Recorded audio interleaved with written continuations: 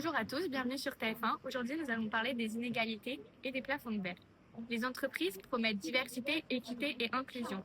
Pourtant, en 2023, même si les femmes représentent près de la moitié de l'emploi en France, elles n'occupent que 34,8% des postes de direction, un encart qui en dit long. Dans de nombreux secteurs, les minorités et les femmes restent bloquées aux portes des postes stratégiques malgré les politiques DEI amplifiées. Comment transformer ces acquis éducatifs en égalité réelle dans les postes de décision? Aujourd'hui, nous vivons dans une société qui se dit égalitaire, mais où les inégalités persistent, surtout entre les femmes et les hommes. Donc ces inégalités ne sont pas juste personnelles, elles sont structurelles.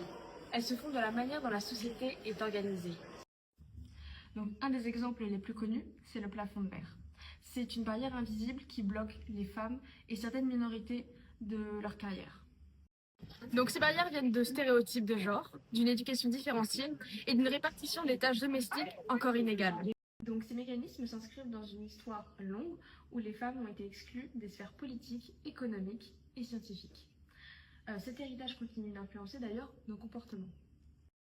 Les conséquences, elles freinent la mobilité sociale, reproduisent les inégalités de génération en génération et privent d'ailleurs les organisations d'une partie de leurs femmes. Sur le plan démocratique, la sous-représentation des femmes et des minorités crée un vrai sentiment d'injustice. C'est pour ça qu'aujourd'hui, de nombreux mouvements sociaux cherchent à remettre en question ces mécanismes historiques et à construire une société plus inclusive. Le vrai enjeu maintenant, c'est de comprendre ces mécanismes pour enfin changer les règles du jeu. Je vais vous présenter deux graphiques qui illustrent les politiques DEI, diversité, équité et inclusion. Le premier graphique montre visuellement un écart constant entre les femmes et les hommes et en matière de revenus. Ce qui ressort, ce n'est pas la valeur précise des salaires, mais le fait que la hauteur des barres reste systématiquement plus faible pour les femmes. Cela signifie que malgré les efforts affichés par les entreprises ou les institutions, l'écart ne se réduit pas. Autrement dit, les politiques DEI existent, mais leur impact réel sur l'égalité professionnelle est limité. Cet écart persiste, illustre que les femmes avancent moins vite car elles partent d'une position salarialement désavantagée, ce qui les freine dans l'accès aux promotions, aux responsabilités et aux opportunités de carrière. Le deuxième graphique, la courbe de Lorentz, représente l'inégalité globale de la répartition des revenus dans la société. La courbe est nettement éloignée de la ligne d'égalité parfaite, ce qui montre que les revenus sont très loin d'être répartis de manière équitable. Cela révèle une structure économique où certaines catégories, comme les femmes ou les minorités, se retrouvent plus souvent dans les niveaux de revenus les plus faibles. Cette inégalité globale crée un contexte où, même avec des politiques DEI, les progrès restent difficiles. Ces groupes doivent faire face à un système qui, dès le départ, ne leur offre pas les mêmes chances. En reliant les deux graphiques, on comprend que les politiques DEI, bien qu'utiles, ne suffisent pas à elles seules. Les femmes et les minorités ne heurtent à des obstacles structurels comme le plafond de verre, les biais inconscients ou la sous-représentation dans les postes à responsabilité. Ces freins, profondément ancrés dans l'organisation du travail et dans la société, limitent leur progression malgré les mesures mises en place. Ainsi, ces graphiques montrent que les inégalités sont systématiques. Elles ne dépendent pas seulement des politiques d'inclusion, mais d'un ensemble de mécanismes sociaux et économiques qui ralentissent la progression des femmes et des minorités dans de nombreux secteurs.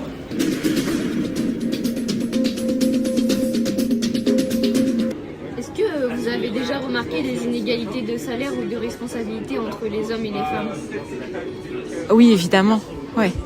Dans mon ancien job. Aujourd'hui, je suis à mon compte, donc voilà. C'était quoi votre ancien job? J'étais agent de voyage.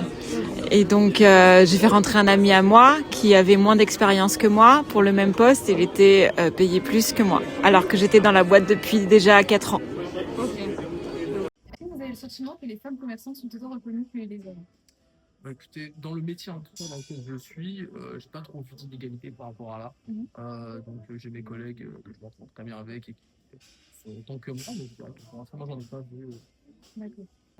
C'est quoi les plus grandes difficultés que les femmes rencontrent dans notre domaine, dans notre secteur, en activité?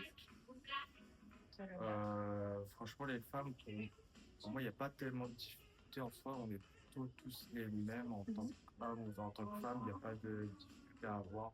En tout cas, c'est ma vision, ce que je vois. Et je vois pas d'autre chose. Bah, en vrai, moi ici, je trouve que je suis pas à plaindre, mais dans la globalité des choses, c'est vrai que dans le commerce, on est beaucoup à se faire écraser par les hommes, se faire manger, on va dire, à pas tant s'imposer. Et je vois que les choses changent un petit peu à ce niveau-là. Du coup. Est-ce que, en tant que commerçant, vous avez déjà été confronté à une situation de sexisme? En tant que, enfin, qui me concerne moi-même. Oui. Pas particulièrement. Après, moi, je suis dans un domaine assez féminin de base, les bijoux, donc j'ai rien qui me vient en tête parce que la plupart de nos clients, c'est des femmes.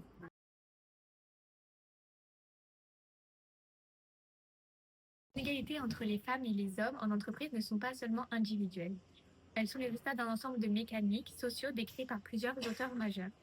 Le sociologue Pierre Bourdieu explique que notre société repose sur différents types de capitaux. Le capital culturel, le niveau d'études, les compétences reconnues, et le capital social, c'est-à-dire les réseaux et les relations. Ces capitaux influencent fortement les trajectoires professionnelles.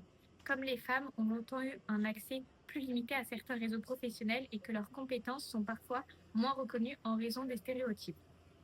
Elles partent avec un désavantage structurel. Bourdieu montre aussi que la domination masculine se reproduit dans les institutions, y compris dans l'entreprise.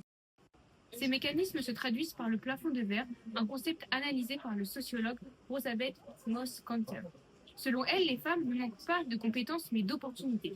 Elles accèdent moins aux postes stratégiques et sont plus souvent assignées à des fonctions de soutien.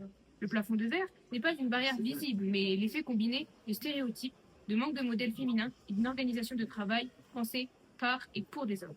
Les conséquences de ces inégalités apparaissent aussi dans les chiffres. L'indice de Gini, qui est utilisé pour mesurer les inégalités économiques, montre qu'au sein même des entreprises, les écarts de salaire restent élevés. Lorsque l'indice augmente, cela signifie que les inégalités se creusent. Et en France, la différence de rémunération entre les hommes et les femmes illustre parfaitement cette réalité.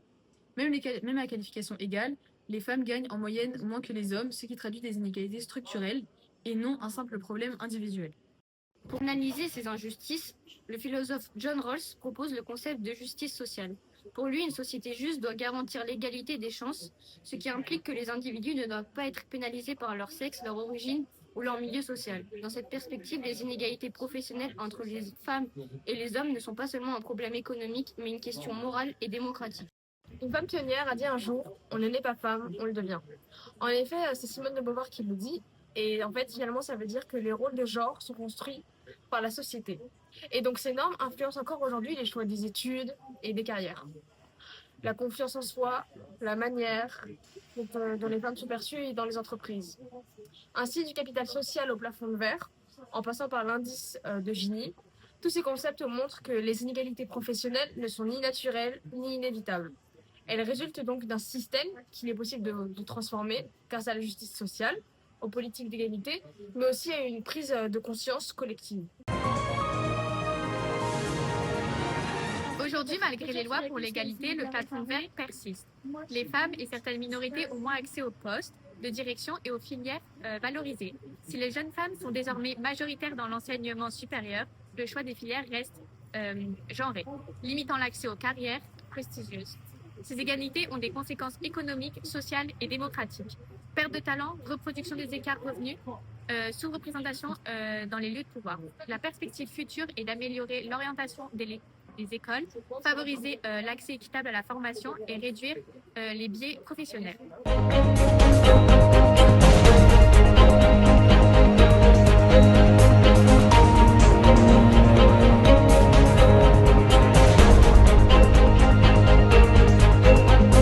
Retrouvez toute l'info sur MyTF1.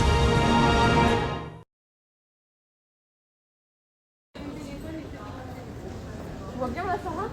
Ouais, là c'est bon. Si, on ne sait pas. Oh. Un concept. Attends, j'ai bégayé dès le début. Dans cette perspective, les inégalités professionnelles En Europe, elles n'occupent. Mais non, mais ça. Tu veux. En fait, ça me perturbe parce que. C'est une barrière invisible qui bloque les femmes et certaines minorités de leur carrière.